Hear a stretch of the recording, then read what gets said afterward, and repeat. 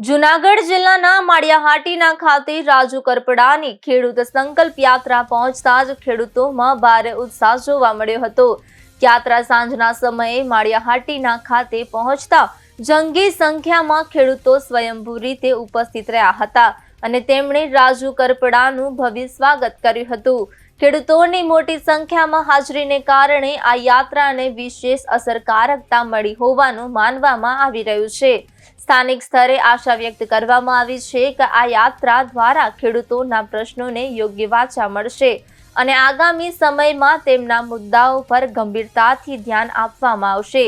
સભામાં તાલુકાભરના સરપંચોની પણ હાજરી નોંધપાત્ર હાજરી જોવા મળી હતી, જે આ કાર્યક્રમના મહત્વને દર્શાવે છે। આ પ્રસંગે ખેડૂત સંબંધિત મહત્વપૂર્ણ મુદ્દાઓ જેમ કે પાક વીમો, પોષણક્ષમ ભાવ સહિતના પ્રશ્નો પર સરકાર સાથે ચર્ચા કરી યોગ્ય નિરાકરણ લાવવાના પ્રયત્નો કરવાની જાહેરાત કરવામાં આવી હતી। ખેડૂત સંકલ્પ યાત્રા 19/3/2026 તુલસી શ્યામથી ભવ્ય પ્રસ્થાન થયું। અલગ અલગ જિલ્લાઓમાં, અમરેલી અને જૂનાગઢના અલગ અલગ તાલુકાઓમાં, ગામડાઓમાં ફરતી આજે ખેડૂત સંકલ્પ યાત્રા માળિયાહાટીના ખાતે પહોંચી છે। દરેક જગ્યાએ ભવ્ય સ્વાગત થાય છે।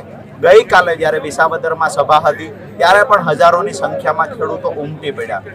આજે જ્યારે માળિયાહાટીના ખાતે આવ્યો, મને આશ્ચર્ય લાગે છે કે વારંવાર ખુરશીઓ મંગાવવી પડે, વારંવાર વ્યવસ્થાઓ કરવી પડે, એટલી મોટી સંખ્યામાં, હજારોની સંખ્યામાં માળિયાહાટીના ખાતે સ્વયંભૂ ખેડૂતો ઉમટી પડ્યા।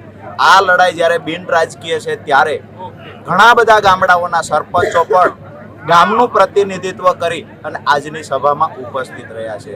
મતલબ સાફ છે કે ખેડૂતોની અપેક્ષા છે કે આવનાર દિવસોમાં રાજુ કરપડા જે યાત્રા લઈને નીકળ્યા છે એનું કંઈક પરિણામ આવશે। આવનાર દિવસોમાં જે સંકલ્પ કર્યો છે રાજુ કરપડાએ, એ સંકલ્પ સિદ્ધ કરવા માટે આપણે બધાએ સહયોગ કરવો પડે। જે સહયોગના ભાગરૂપે હજારોની સંખ્યામાં ખેડૂતો ઉપસ્થિત રહ્યા છે।